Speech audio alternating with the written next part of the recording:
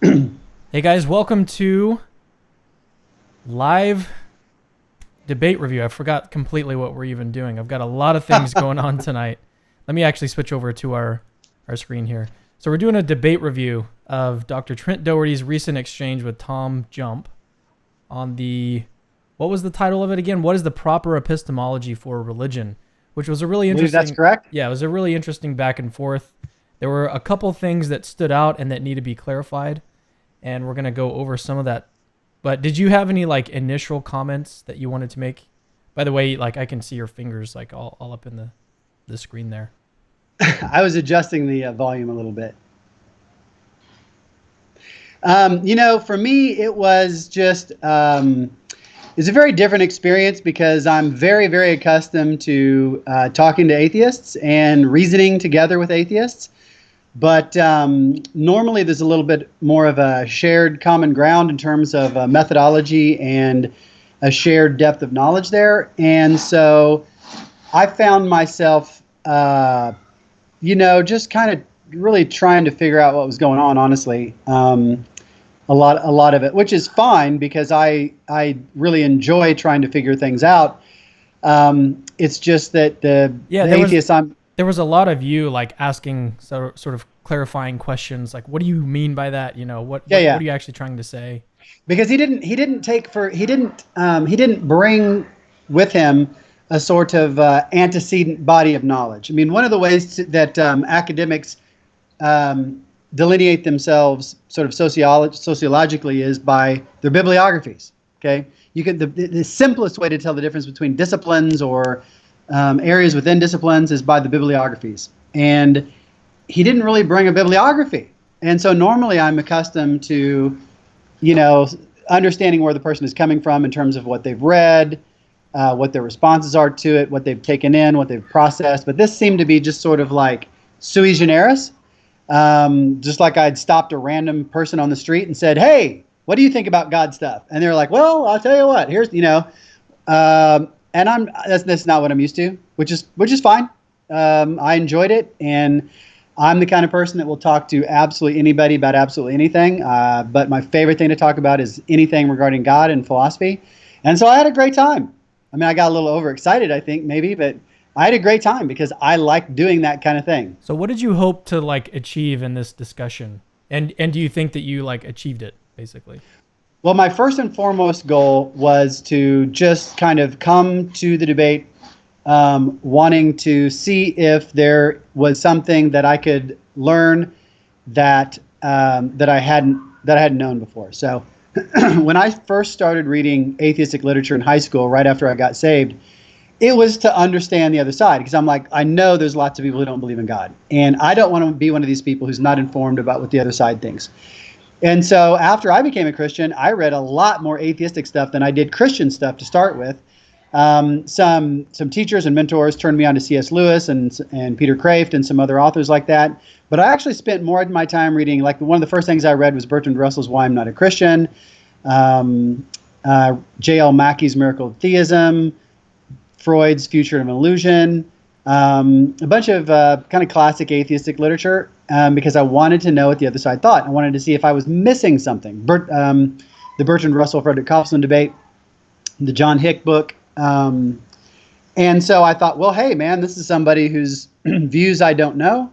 So let's see what he has to say. Let's see if I can, maybe I've missed something, or maybe and I actually do like talking to people outside of academia. I don't want to create that impression, because that wasn't necessarily a criticism at all. In fact, it's frustrating sometimes in academia that people come to you with all these prepackaged moves, because everybody knows what the literature says. Everybody knows, well, first somebody says A, then somebody says B, then somebody says C, then somebody says D, and it's all kind of all rehearsing. So I'm actually very open to and interested in and appreciative of outside voices, outside sources.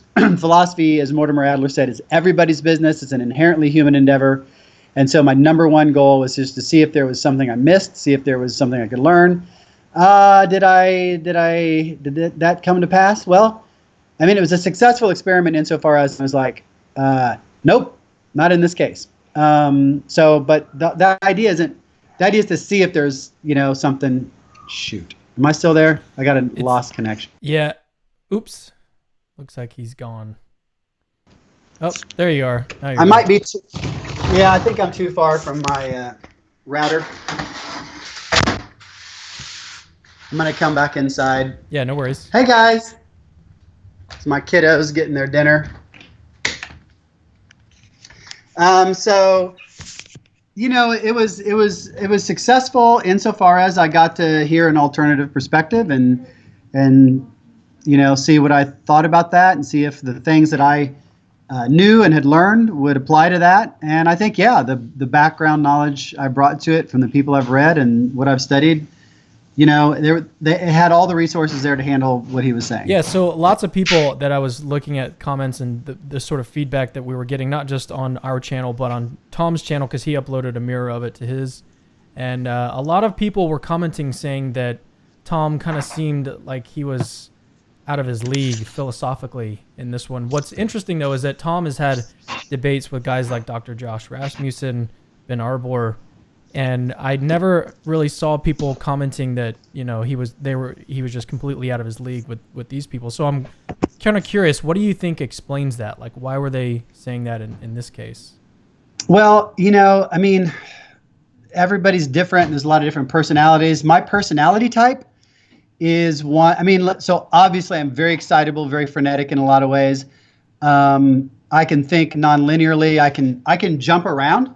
And I'm not, and I can follow sort of like all the twists and turns, and I'm just not going to get lost in that because my mind is pretty jumpy aroundy like that. I think the other guys are more linear.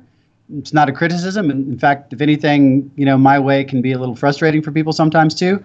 But I think that sometimes the sheer volume and speed, like he just throws stuff out there like that. That opening statement was just like, it's like a 5-gallon bucket dumping stuff out, and for a lot of people, they're just going to be, nonplussed by that. Whereas my mind is just going to jump around like crazy and say, okay, fine, whatever. I'll just follow that. I'll follow the thread. Doesn't matter to me. And so I think that, in this case, there was just no shaking me. You know what I'm saying? Like, it's kind of like a game of crack the whips. I don't know if y'all played that when you were kids, but it's like you sort of do the twists and turns, try to pop somebody up. This is not going to work with me. It's just not going to work. Yeah, so let's move on. So you have actually some slides prepared, right? Because there was two main things that popped up, napkins and knowledge. And the knowledge part actually came up in a debate review that Pine Creek did with Tom Jump pretty close after the exchange. So we're going to talk about all that. But should I just go ahead and start sharing the slides here? What do you think? Sure. Okay, so this is the first one. I've got it up here, of napkins and knowledge. Okay. So to start with, it was clear that this whole napkin analogy thing was something that was important to him. He said multiple times that I had granted his point or something like that. And so I thought it was important to just make perfectly clear that, I'll grant the point. It's like a super trivial point. It just has nothing to do with anything I believe. And so you said people are looking at the first slide? Yeah, I've got the second one up ready to go. Okay, so the second slide that says the napkin quote unquote analogy, it's I try to break things down into the simplest possible form. And so I think the logical form of his assertion was just a standard conditional statement, an if-then, antecedent followed by conditional. And the antecedent was, and I've tried to clean this up, the antecedent was something like the nature of the being in question is sufficiently indeterminate. And so that's in the antecedent. That's the if clause. So if that clause is satisfied, if it is the case that the nature of the being in question is insufficiently indeterminate, sorry, that should be indeterminate, because I started to put not sufficiently determinate. No, it's right. I switched my negations around, a couple of different ways of putting this, because I know people have a hard time processing negations, and so I had originally had a double negation, and I removed that. So if it is an applicable situation where the nature of the being in question is insufficiently determinate, then one cannot generate a helpfully specific prediction. And that's totally, of course. How could that not be true? This is not some deep truth. This is not some revelation. This is like literally like a duh kind of thing. Of course, if the nature of the being in question is insufficiently determinate, you can't generate helpfully specific predictions. Let's bring that to, like, give an example, like a mundane example, because he was talking about napkins, right? So yeah, we don't have to use that, right? Yeah, if somebody says, I'm thinking of a fish. What's the probability that it can swim faster than 2 miles an hour? Well, I mean, like, if I had the requisite background knowledge, like if I had this big graph in front of me that listed all the different species of fish in the world and how fast they could swim, well, I could generate a prediction. So in this case, it's not that the data is not there, but I don't have it. I don't have data about how fast fish can swim. And I'm like thinking in my head, I'm like, well, geez, there's minnows, or maybe 10 miles an hour, whatever you want it to be. You know, there's salmon, there's sharks, you know, there's like all these different kinds of fish, huge fish, tiny fish.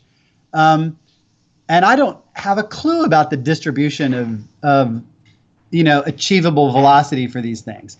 Now, if you give me like 100 miles an hour, I could do that. But if you give me a sort of middling figure and I don't have all the data in front of me, well, yeah, I can't tell you hardly anything about that. Or if somebody says, I'm thinking of a chemical compound. What is the probability that it will melt at 40 degrees Celsius? Well, I'm going to be like, how the hell should I know? I mean, like, there's a lot of different chemical compounds. And that's like kind of a middling figure. It's not too high, not too low. So I don't have a clue. Now I could maybe go look up some table and come up with an answer, but like that is not sufficiently determinate given my background knowledge at the time. Of course I can't generate a prediction. Yeah, and your point going back to the slides was that the antecedent of the conditional has no application to theism. Yeah, it has no application to theism, because if you go to the third slide, this is just like my 4 favorite books on this topic of the nature of God, but there's like dozens. And my mentor, these are just Ed Waringo is my mentor at Rochester. Swinburne's been my mentor for a really long time. Richard Gale's a really cool guy. He's kind of an atheist, but it's like he doesn't think that he understands the nature of God. This book by Fred Freddoso has a bunch of essays on the nature of God, but I could have also thrown in like Reasonable Faith by Eleanor Stump, bunches of other books. There's one by these 2 guys at University of South Carolina, Greenville. It's not Rosencrantz and Guildenstern. I always get the blockage there, but there's like really determinate stuff on the nature of God. And the fact that Ed has written a whole book on it, Swinburne's written 2 books on it. Like, it's just not cool to say, oh, God is like a being that claims to hold a certain number of napkins and we don't have any idea what it is. It's not realistic. I'll debate, internal inconsistency arguments about theism all day long. I'll debate freedom and foreknowledge stuff about God all day long. But don't tell me that there's not a coherent, determinate, set nature of God. There are many options for that. There's different views about that, but each one of them is sufficiently determinate to generate predictions. And actually, one book I should have had on this slide is Richard Swinburne's The Existence of God, and the chapter called The Explanatory Power of Theism. He spells out very clearly how you generate predictions from theism. And so it was very frustrating for me to have him think he's got some great analogy when it just, I can grant the conditional because the antecedent simply isn't plausibly triggered in this case. I was the one who was triggered. It really bothered me. So we can talk divine nature all day long. I'm up for that. In fact, one of the look. Skeptical Theism was that Skeptical Theism book was one of the ones I held up last time, I think, maybe. I've done a ton of work on Skeptical Theism, and I don't like the view, but it's a coherent view, and what they argue is that the reason why evil doesn't disconfirm theism is because theism doesn't generate the right kinds of predictions just because God's ways are inscrutable and so forth. So it's not like there aren't wings of Christianity who believe something like that. But I think that's a cheap way out. And I've written against skeptical theism in many, many places.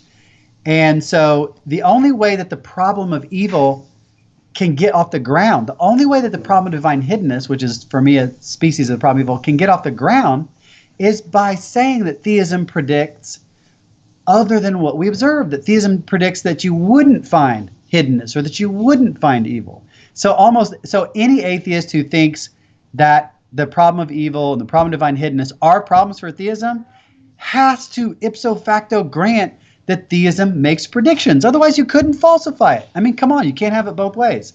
And given how much I've written on skeptical theism, it's just kind of like not cool to be like assume skeptical theism is just like the way it is. You're talking to like literally the biggest opponent of skeptical theism within the Christian community. I mean, it's just, that was a little frustrating. All right, well, let's move on to the next one, which is knowledge. Okay. And we've got it here set up, knowledge and quote unquote knowledge. This is one of the things. Yeah, this is one of the things that popped up in that debate review that I was telling you about. Yeah. So he kept wanting to talk about absolute knowledge, total knowledge, capital K knowledge, whatever. I'm talking about knowledge. I'm talking about the word that is used like in these following sentences. These are all sentences. Maybe people, I hope the Christians aren't scandalized that I used to be a big Slayer fan. I don't even know if people know do you know who Slayer is?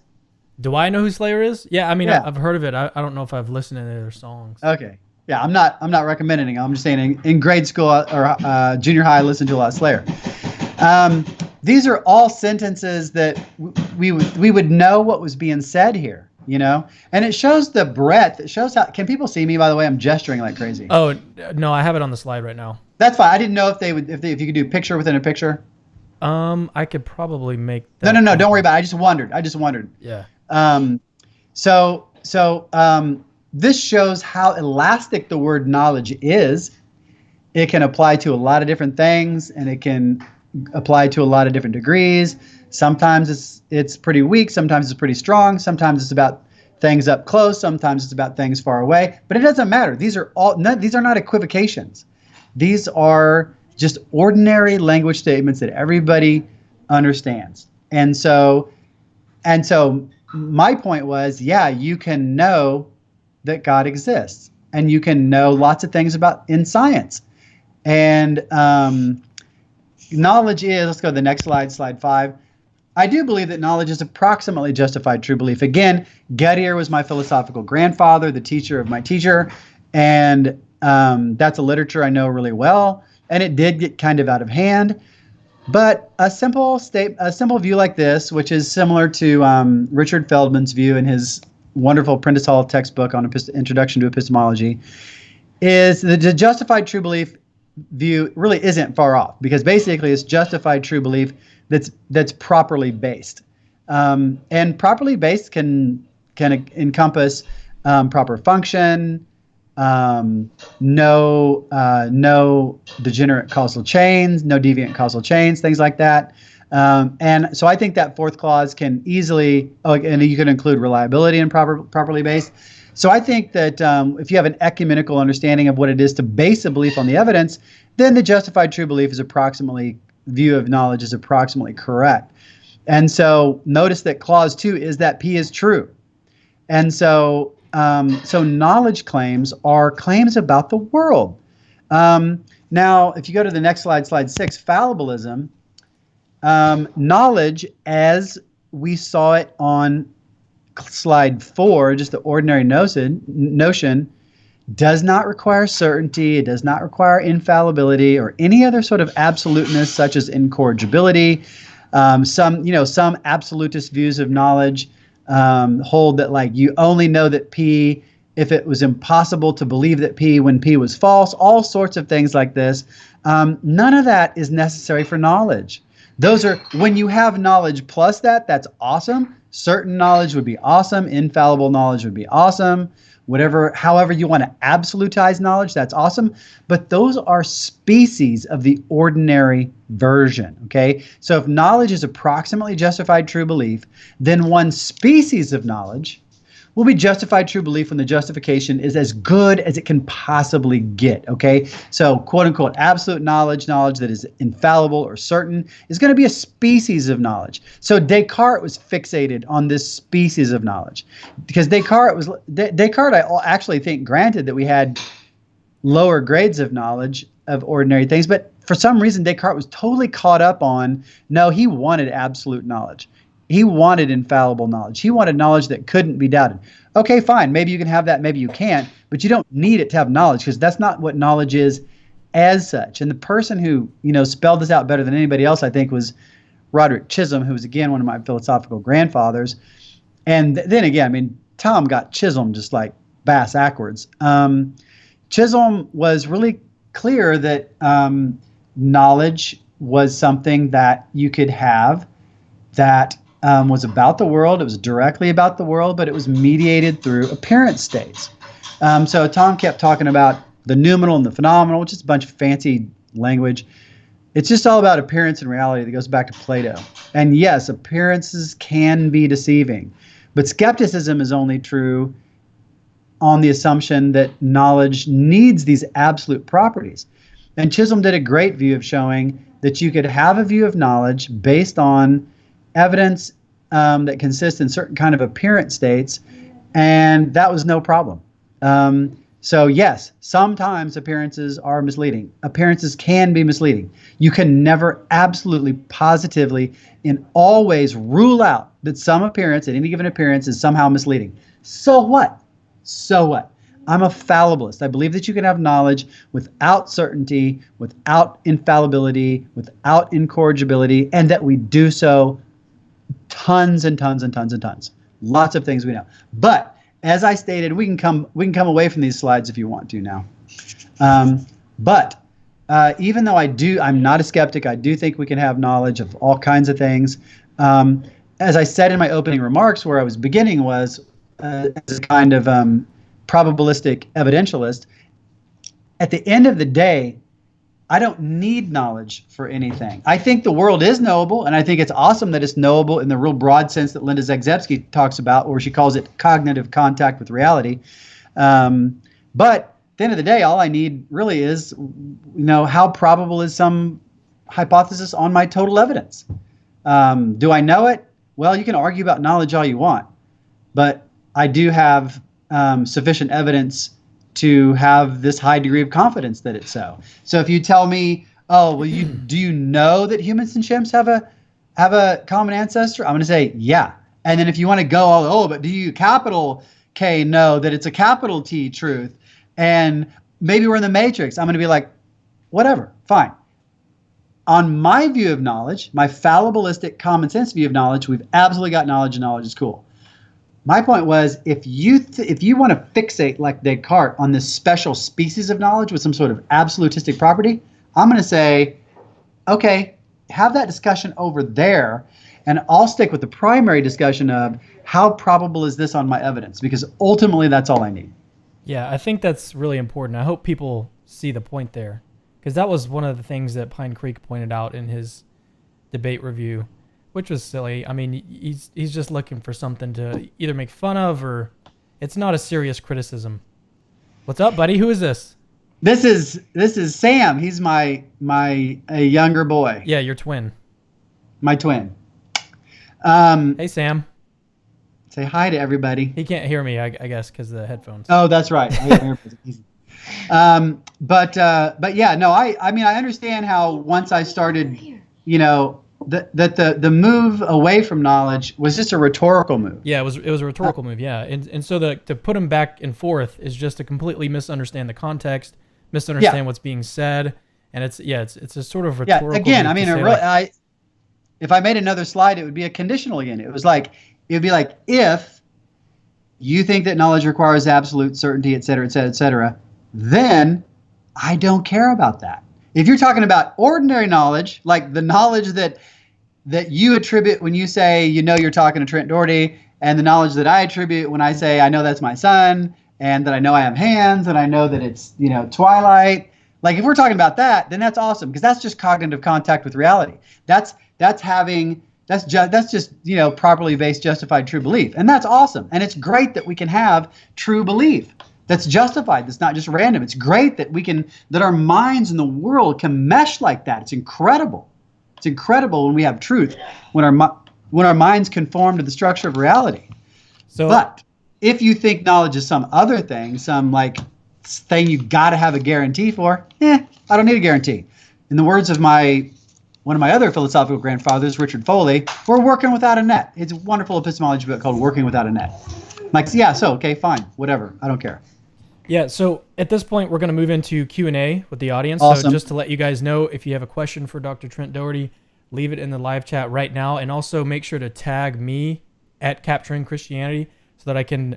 It's just easier for me to see the question, basically. So go ahead and do that right now if you have a question for him. I'm going to be checking it as we're going along here. So, Trent, if you just want to talk about whatever until we start to get more... Yeah, so I think that I really think we need to have... Okay, so within the academy, there are some really, really bright atheists who've worked out some really interesting arguments that I've spent an entire career working through. I wrote so much stuff early in my career before I was known, defending atheistic arguments and criticizing theistic arguments, that I was on multiple lists of atheistic philosophers. Early on, I published criticisms of the design argument, defenses of the problem of evil, criticisms of skeptical theistical responses to the problem of evil.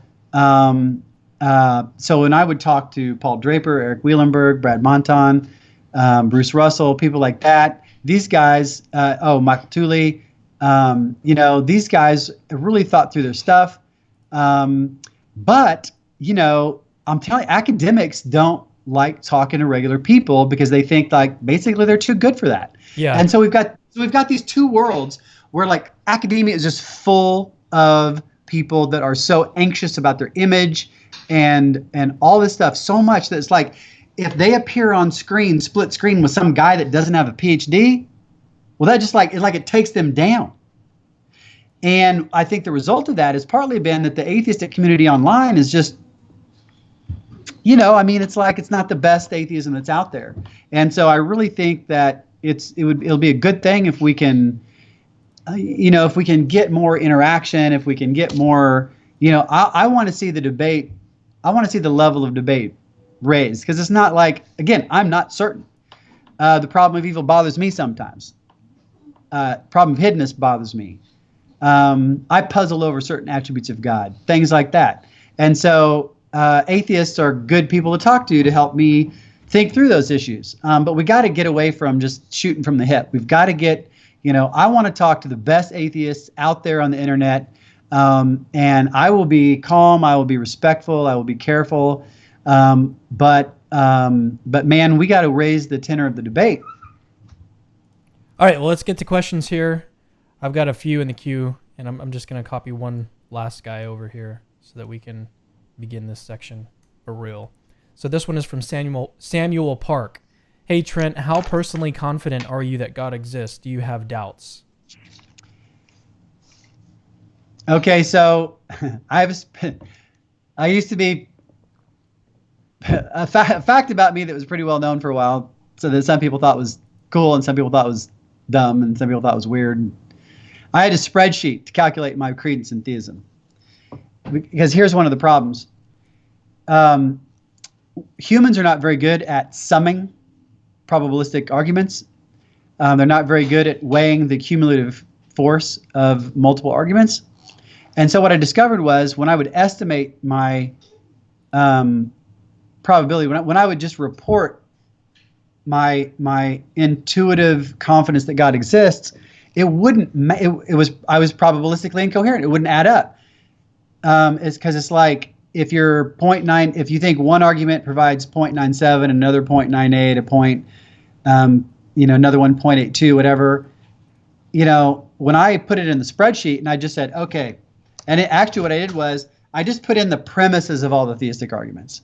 and I assigned probability values to those premises, one at a time, somewhat randomly distributed. And Josh Rasmussen, I think, ended up making a website that kind of did this. We were actually going to do it joint on Capturing Christianity, but it's just it's a lot of coding and stuff that's got to go into it. I see. So. I see. Well, I tested a prototype of it quite a while ago. So what I did was then there's a really simple mathematical formula, probability theorem, for calculating the force of an argument. The sort of catchphrase is the improbability of this is in a deductively valid argument. The improbability of the conclusion is the sum of the improbabilities of the premises. And so if P entails Q, then the probability of Q is greater than or equal to the probability of P. So that's just a theorem of the probability calculus. Again, if P entails Q, then the probability of Q is greater than or equal to the probability of P. So if you have a set of, if P is a conjunction of the premises of an argument, and you think that each of them, are, 0.9, well then, you've got your credence is at least 0.8 in the conclusion. 0.81 if they're fully independent. And that's just for one argument. So what I did was I did that for each argument, and then I did it for the cumulative case of the arguments, and it's way over 0.99. If I just reported it, I might say something like 0.97 or 8 or something like that, But the fact of the matter is, that's an unreliable way of doing it. Just sort of looking inside turns out to be really unreliable because of how bad human beings are. There's one of the confirmation heuristics is called the, I forget what it's called, but it's like it's kind of like an availability heuristic. It's, if you look at a list of arguments, a list of pros and cons, humans pretty much fixate on the biggest reason rather than trying to weigh the two lists together. That's just something we evolved to, not overburden our resources. So what I do is I have a spreadsheet in which I calculate that, and what's more important than what I feel in a certain respect is the probability my most basic beliefs commit me to, and that's way over 0.99. And somewhat to my surprise. And here's another thing. That's at a time, in a way, that's like a snapshot, right? So when I was at Liberty University studying with Gary Habermas, the Philosophy Club got to see the manuscript of his book, Dealing with Doubt. And he distinguished between intellectual doubt and emotional doubt. And they're very different things. They're very different things. I suffer from severe anxiety, depression, bipolar, and man, our sort of like inner sense is not reliable and it is not stable. And so there are times when I doubt my self-worth. You say, do you believe you are worthy of human dignity and basic human respect? Yes. Do you feel that way? No. Do I believe that God exists and that every instance of evil in the world has a sufficient explanation? Yes. Do I always feel that way? No. I go up and down emotionally just like everybody else. But I don't make the mistake of thinking that the epistemic probability of theism on my total evidence has to go up or down with those emotions. I do have a paper in which I talk about how they're connected. My point right now is that they are not the same and they are not ultimately tied together. Also, there's something called a probability distribution. So what I reported was a probability at a time. At this time right now, 8:41 p.m., Sunday, June 2nd, these are the credences I give to the basic premises of theistic arguments. Put it in the spreadsheet, turn the crank. Here's the epistemic probability I'm committed to right now. Well, guess what? Those things fluctuate somewhat too. Now, what's more interesting to me is the idea of a probability distribution where you graph my credence over time and then see what that averages out to, see how those probability distributions hold up, see what their trajectories are. And Alex Proust and I worked on ways of representing degree of belief over intervals of time that we think actually are more expressive of the intellectual life than just snapshots at a time. But in general, though I am struck with pangs of remorse and such over certain instances of evil, and I look at certain instances of evil and I think, man, how in the world does God fit that in? I suffer from that regularly, but I don't make the mistake of thinking that affects my epistemic probability.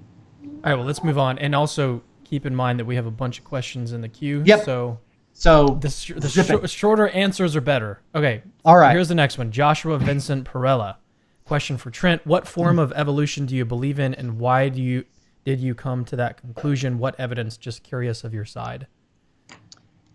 One of my not so distant book projects is called Who Invented Evolution? Part 1 is going to be called Did Man Invent Evolution? The answer will be no. And it will give what I hope will be the most detailed and succinct defense of the hypothesis of common descent in print in English. Elliot Sober's got a pretty good book, but it's super complicated. Stephen Jay Gould's stuff is out of date. There's another book called, it's a little short book. I used to use it in my class. I can't think of what it's called right now. But I don't think many of the books out there defending the hypothesis of common descent are very good at summarizing the argument. For one thing, a lot of creationists think that the sort of paleontological evidence is still the focus. It's just not. It's more about genetics. And I'll tell you, the creationists have pretty damn good arguments. They're very hard to answer. In fact, I think that that ruling out some of the creationist objections is easier to do theologically than it is scientifically. Because frankly, when I read some of the best atheistic or just naturalistic presentations of the case for common descent, I'm like, any creationist worth their salt would be able to answer 90% of this. It's just, these are fallacies. Like God couldn't create two different things with the same basic code. If I was going to write, I used to be a coder. I'd write some educational math software and I think, oh, there's a different way I could do this. So what do? I copy and paste. I copy and paste the code. Did this program evolve from that program? No, they just had a common creator with a common idea. So I actually think creationist arguments are pretty good, and that most of the scientific objections to them are lacking or not very good. But theologically, like when I look at Genesis, for example, I do not see young earth creationism in there. I see God saying to the earth, bring forth these things. I see process. I see... So for me, actually, my belief in evolution is a little more theologically based in terms of ruling out, in terms of believing it rather than creation. But in terms of the details, I'm not tied to any details. I just think that the genetic stuff together with man, and I have looked over the paleontological stuff. Oh my God, so obsessively, it's like insane. I mean, like really, really, really, really, really obsessively on the common ancestor kind of stuff. And so, whereas I don't think that's the best evidence, that the genetic evidence is best, I think that when you put them together, it at least supports the proposition that humans and chimps have a common ancestor. And I don't think the details are very well put together. So I would never commit myself to a very specific one. But I think the combination of a roughly, march of ascent together with the genetic stuff sufficiently supports the proposition that humans and chimps have a common ancestor that I think it's worthy of belief. But believe me, if I tried to debate a creationist, I probably wouldn't do real well.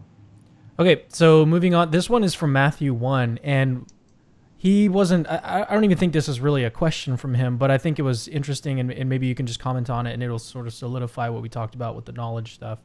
He said his comment was, so he believes in knowledge, but rejects absolutely certain knowledge. Mm-hmm. Yeah, but nothing hangs on that. Nothing hangs on that. There's no big part of my worldview. If you convinced me that there were things I could be absolutely certain of, I'd be like, awesome, thank you, great.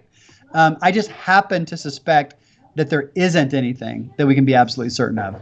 And that has to do with certain theories about the semantics of natural languages and our ability to be blind to the reference of our terms. But if you gave me things like, if I think the proposition that I think was certain, if it was I'm appeared to in various ways, like if that, like I I'd be okay with those things being certain. Tim McGrew and I have gone back and forth over this across the years. There have been times when I've really moved his direction. I think if I became convinced of certainties, then my epistemology would be almost exactly that of Tim McGrew. Maybe Richard Fumerton. Also, if I became convinced, he thinks we can be directly acquainted with properties. That gives us a kind of infallibilism in a way. So, insofar as if I were to migrate away from fallibilism, if I was migrate away from a sort of absolute fallibilism, it'd be something like Tim McGrew or Richard Fumerton's view, and I think their views are awesome. This one is from JMD Apologetics 101. What's up, man? He says, "Hey, has Dr. Trent read Covenant Epistemology?" Yeah. He has another question too. But, okay. Go with that one. Well, go ahead. Let me see what the other question is, because it might flavor how direction I take it. It's unrelated to that one. Okay. So I've known a lot of people who, I go all the way back to like the Cornelius Van Til and Richard Sproul and the Scroll Gerstner, and there's a book called Classical Apologetics.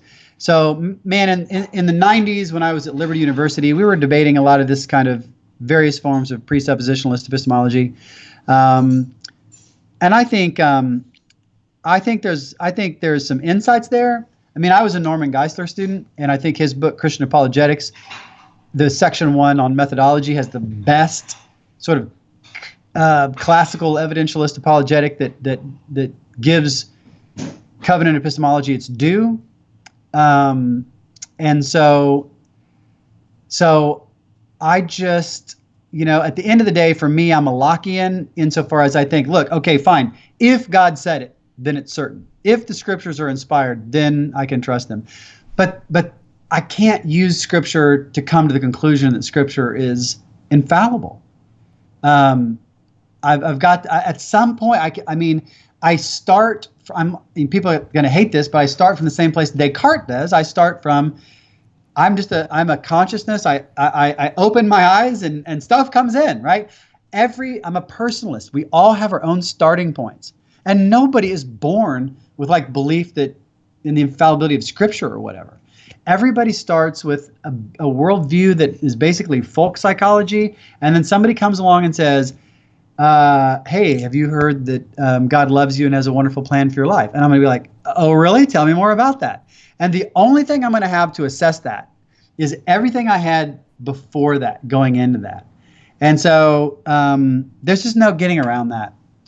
So I think you can learn from these sorts of views, and I think they have some valid insights, but ultimately we all start from tabula rasa in a way. All right, so this is the second part. He says, also, Tom Jump's metaphysics is iffy. If he doesn't have absolute certainty that reality exists, then he can't argue any positions. I'm sympathetic to those sorts of things. I don't think Kant is great in epistemology. Some of his stuff on ethics and aesthetics is really interesting. He actually does have a theistic argument, Kant. It's called like the logico-philosophical cosmos. It's got a long hyphenated name in English. The book is called something like The One Possible Proof of God's Existence. And so Kant, I think, did ultimately think you could prove God's existence, just not in some of the traditional ways. But okay, fine. Kant said that. I don't care. So what? Kant said that. Who cares, right? Who cares? Yeah. I get the difference between appearance and reality, and like Kant seems to know an awful lot about the unknowable. And I just find let's end it with saying I find that a little suspicious. Here's from John Michael Salinas. He says, where does evidentialism lie in the internalism/externalism divide? And maybe explain that a little bit, those terms. So internalism is a sort of all-encompassing view. It says that the justification that we have for our knowledge and for our apparent knowledge that turns out not to be knowledge, all of the justification we have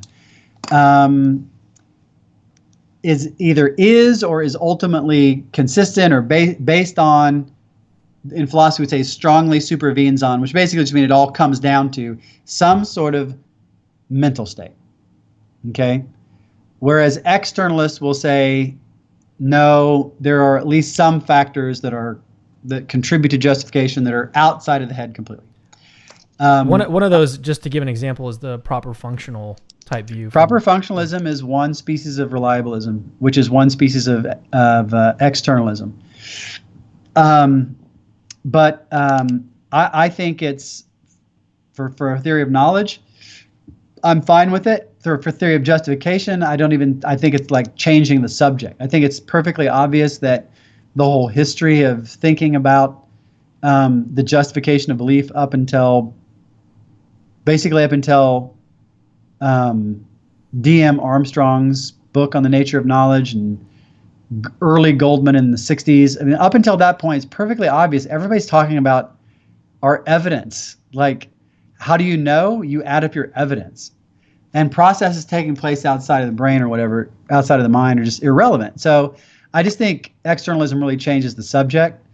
And so evidentialism, though, crosses those boundaries. Most evidentialists are internalists, but evidentialism can come in internalist and externalist varieties, as well as varieties that are hard to characterize. So Timothy Williamson, the guy that I love to hate so much, or his epistemology that I love to hate, he's an evidentialist, but his theory is so totally different than mine, it's hard to even put him on the same plane. You could easily be an externalist evidentialist if you just if you're a reliabilist about justification, which Goldman is at times and Michael Bergman is especially. I don't think externalism sits well with evidentialism. I think the milieu from which evidentialism springs is one that is inherently internalistic. And I think that Alvin Plantinga's book, Warrant, it's either at the beginning, I think it's at the beginning of Warrant, the Current Debate, that Al says this at the very beginning. Could be Warrant and Proper Function, but I think it's Warrant, the Current Debate. But Al turns out to be an evidentialist about, internal states. He believes in impulsional evidence, and he believes that all knowledge has impulsional evidence. So it gets kind of messy, but evidentialism totally comes in internalist and externalist varieties. All right, this one is from Brett Lunn. He asked, let me actually pull it up here. He says, are your philosophical views mostly hammered out in epistemology, or have you made some decent-sized changes lately? If your views have changed, how so? The biggest respect in which my epistemology has changed would be that I used to be I had a lot of confidence that some sort of semantic probability theory would work, something like Rudolf Carnap's structured descriptions confirmation theory that was early 20th century. I really thought there would be a way to sort of read the probability of a proposition right out of the language. I'm a lot less confident of that now than I used to. And I think that, so I switched more from Carnap to the views of Richard Jeffrey, who thinks that assigning probability values is just what he calls an art. It's a know-how. The book of his that I love most is called Probability and the Art of Judgment. And he says, look, I mean, how does a doctor come up with a probability of a diagnosis? They don't have some semantic theory that does it. They don't have a computer that does it. They've just got this. They've mastered the art of saying, yeah, I think this is probably this. This is how confident I should be that it's this. So that was a big change to the conversion from sort of Carnap confirmation theorist to a Richard Jeffrey. Another one was I used to be super anti-externalist for knowledge. Now I don't really care. I'm like, yeah, probably some knowledge has probably the Gettier condition is going to require something external, maybe, or at least sometimes depends on something external. I used to be really close to that. Now I'm open to it and sometimes even affirm it. That's one of the things that Craig and Moreland point out in their book, in their chapter on epistemology, the philosophical foundations for a Christian worldview. Yeah. They talk about how on the divide between internalism and externalism, it's sort of a spectrum. There's a lot of variety there. There's tons of variety. Yeah. You can combine things, You can be like mostly an internalist and a little bit externalist. And I mean, you could think that 98% of our knowledge was internally justified, and that externally that knowledge that was where the Gettier condition was met externally was very rare. But yeah, I mean, so those would be the biggest changes. All right, let's move on to the next question. Bammer asks, where can I go to connect philosophy and theology in an honest and theologically accurate way? I struggle with human philosophy as it's so far off from what we know from biblical philosophy. Well, I don't think that's true. I think, go to the Capturing Christianity website and read Intro to Philosophy by Jacques Maritain. Jacques Maritain was a radical secularist who converted to Catholicism in the 30s, 40s, 50s, something like that. And he wrote a wonderful little introduction to philosophy. It's fantastic. You've got Norman Geisler's got an introduction to philosophy, cheap little paperback, I think, still available. Norm always used to say that, Colossians 2:8 says, beware of philosophy, you point out, based on vain deceit and the principles of this world. Well, not all philosophy is. You go back to, the early Christians. The early Christians thought that, that Sancta Socrates oramus, pray for us, Saint Socrates. Another one of the early church fathers, I think it might have been Philo of Alexandria, he says, who is Socrates but Moses speaking in Attic Greek? They were so convinced. I mean, they thought Socrates was so right on that he must have read the Old Testament. Who is Socrates but Moses speaking in Attic Greek? But he didn't. He didn't read the Old Testament. He just had access to truth. You read Aristotle and Aristotle's stuff on God and Book Lambda of the Metaphysics, that God is triune. He's got God triune. He is the thinker, he is the thought, and he is the object of thought, because God contemplates himself. Aristotle has a triune God, for goodness sakes. Aristotle, his moral views, his views about virtue, were just taken into the church quite easily and naturally. Look, it's called general revelation. God reveals himself through the world, and people who are open and in conscience. Romans 1:20 says that God has not left himself without witness. He's both in the, to quote Kant, in the starry skies above and the moral law within, God has not left himself without witness. And God doesn't contradict himself. So those philosophers who systematize their understanding of the world based on the natural general revelation that God gives them are going to come up with systems that are very consonant with what God gives through special revelation, which is why Augustine finds it so easy to adopt Plato, and Aquinas finds it so easy to adopt Aristotle. I think they just mesh perfectly, for me, I can't look at how amazing the views of Socrates and Plato and Aristotle are pre-biblical and not be like, this is God at work here, man. Next question from Raj. I think it's Raj McWan. What is your view on Reformed epistemology? What was that smile about? Well, that so because my viewers know that I'm a big Reformed epistemology guy. Well, look, so it's as it's set forth. So the reason I smile is because Al's a big hero of mine, a long-time friend of mine, and we have had some knockdown, drag-out arguments about this. And so there's a lot to say, and there's a lot more in Reformed epistemology than I think people think, but there's also a lot less in it in certain respects too.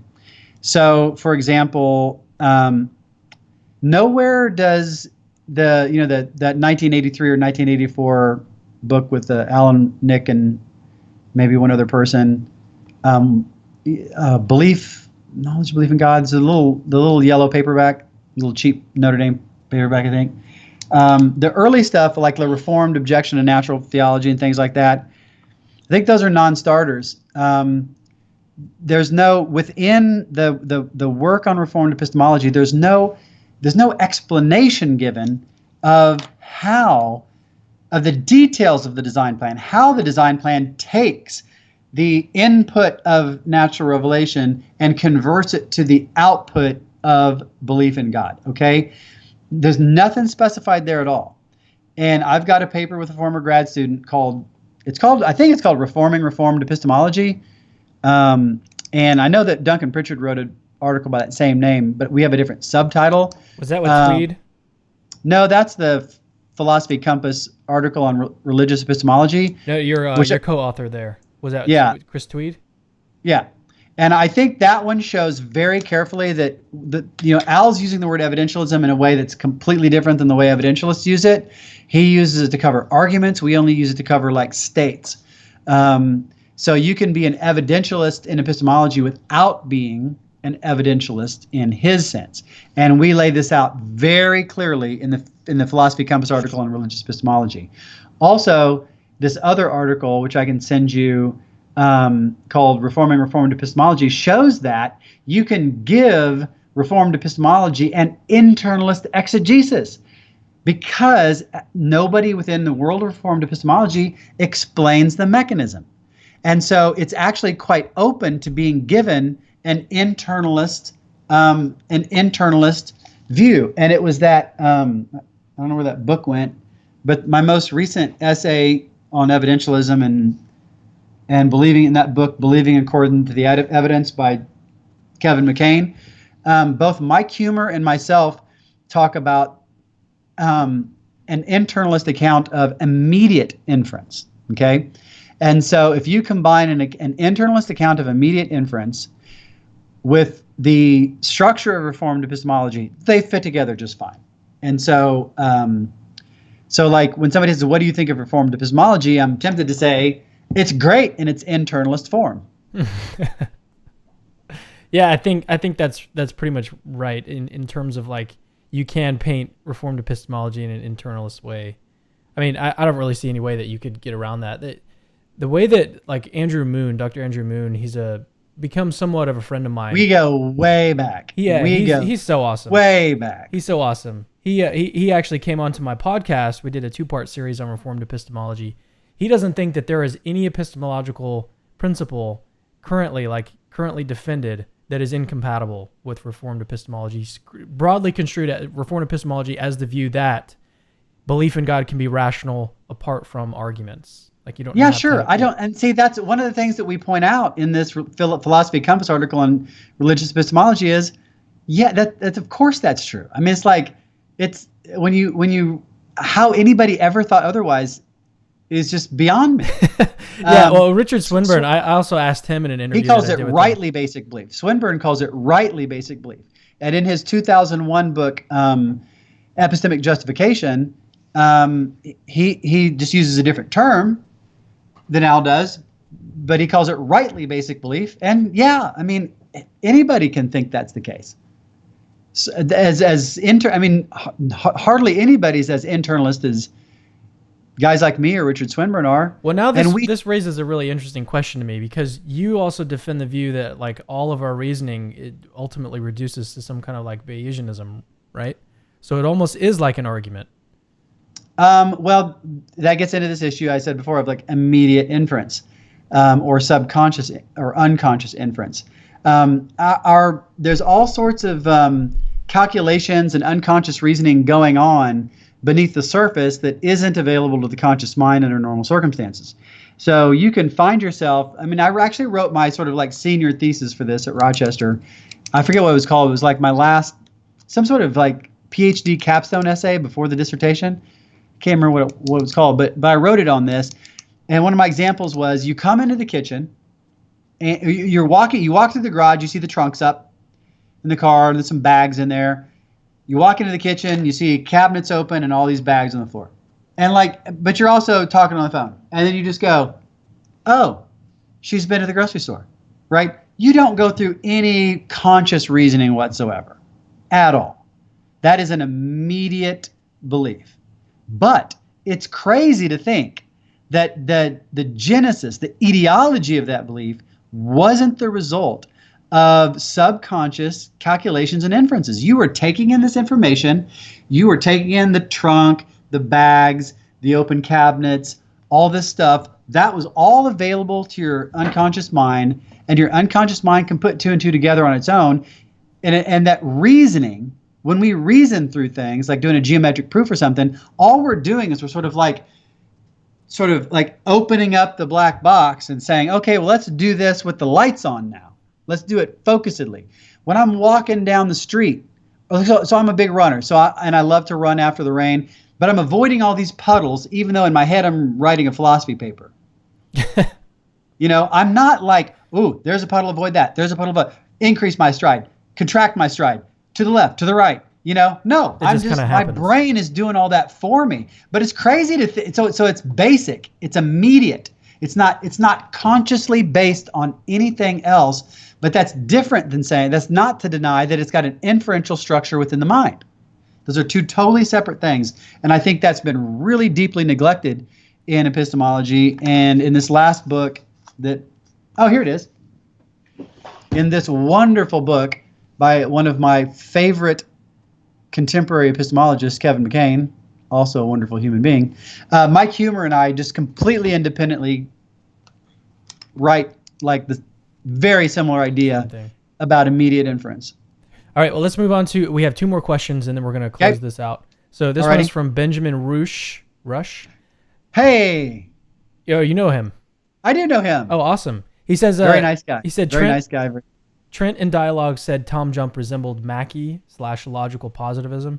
Do you think T Jump is just, and I don't know what that word is supposed to be, do you think he's just a logical positivist, I guess? Well, he sure sounds like it. He sounds like that's what I had said. Having just researched logical positivism in detail for this latest essay, he just sounds like plain old-fashioned, no frills, no bells and whistles, just logical positivism. And he says that he admitted that Ayer abandoned the view. He just said he didn't abandon it for that reasons, for that reason that it was self-contradictory, or didn't account for its own principles. All I can do is ask people, I can send you the essay. I ask people to read it, but like nobody defends that view anymore. Like really hardly anybody anywhere. It's just not a view that made it through the testing process of philosophy from that time going forward. At the time, it's unbelievable what a dogma it was. I was really shocked to find what an absolute dogma it was at the time. And the only reason anybody ever seemed to believe it was because it gave them the result they wanted, that it made theology, non-cognitive. You're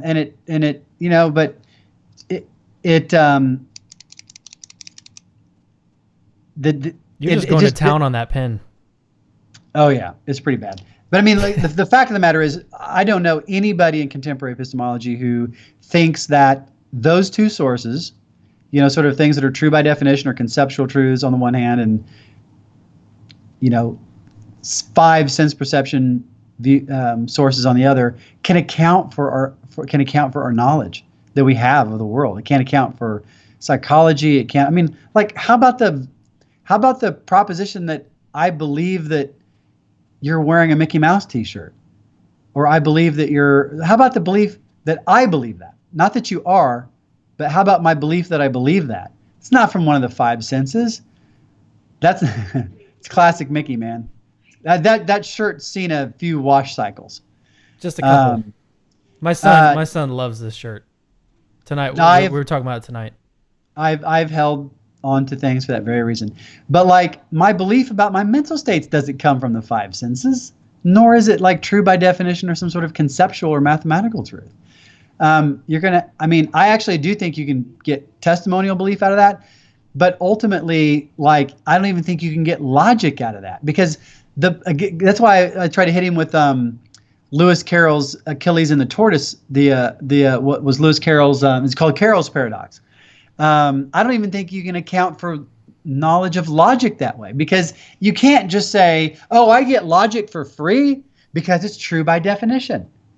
No, you can't do that, because you've got to come up with evidence for the proposition that it's true by definition, and that is not true by definition.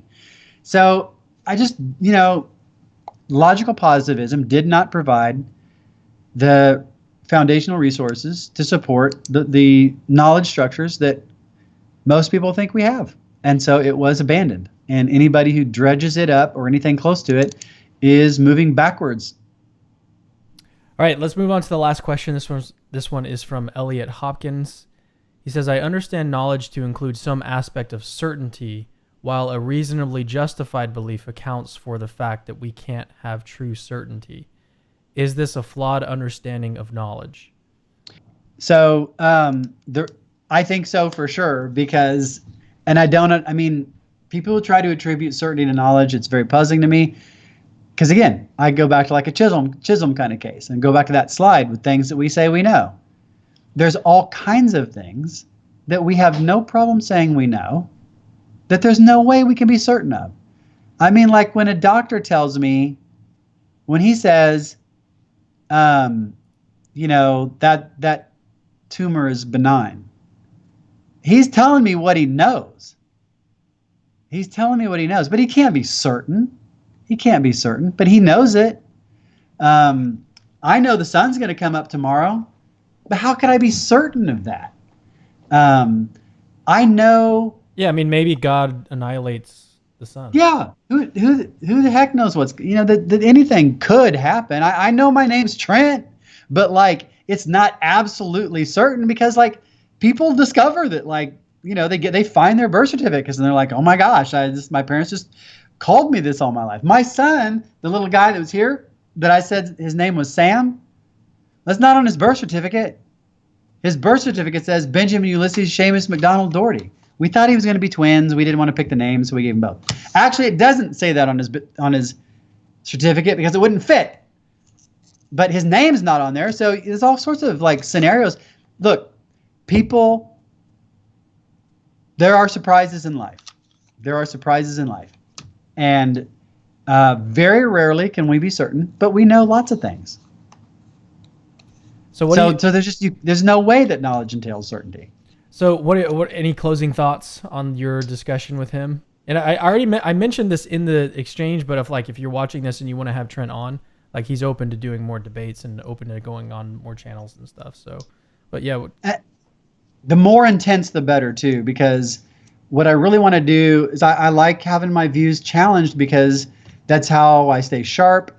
And after, 17 years in academia where everybody's like pulling up the same bibliographies, it's like we're doing the same stuff we're doing 20 years ago.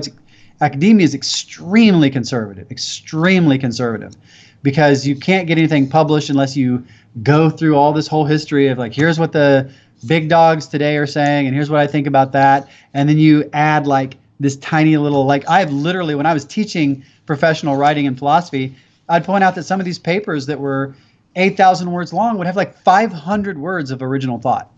And the rest of it was all going through the moves of, oh, well, first this person said this, then they said this, then they said this, then they said this, then they said this, then they said this. I want to be challenged by fresher ideas, and I want to hear what people are really thinking, because in academia I'm working on all these issues, and I come out here and I'm like, these aren't even the things people are worried about.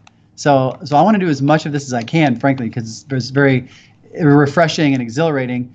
There's also a need for it, I think. I think so. Yeah, we need the academics to come down and talk to us.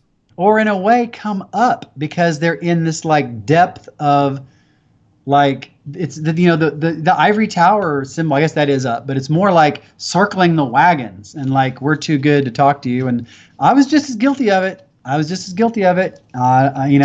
no different. I was arrogant, egotistical. My ego was in the way of a lot of things. And but this is very refreshing, and I enjoy this a lot. And so I'd love to do as much of it as possible. And my closing thoughts to both theists and atheists and fence sitters and seekers would be, you can figure stuff out. You can figure stuff out. It's not impossible. My views have changed on a lot of things. I went from being atheist to evangelical to Episcopal to Catholic, and even within Catholicism, my views on things have changed, and like you don't have to have it all completely exactly right at all times. The intellectual life is an adventure. Jump in with both feet, follow the argument where they lead, do your best, and God will be pleased. Awesome. With that, we're going to close things out tonight. Thanks for joining me for this debate review. We're going to try to be doing more of these as far as we can after we do these live discussions, but we'll just have to see. We'll play it by ear. So, all right, we'll see y'all later. Peace out.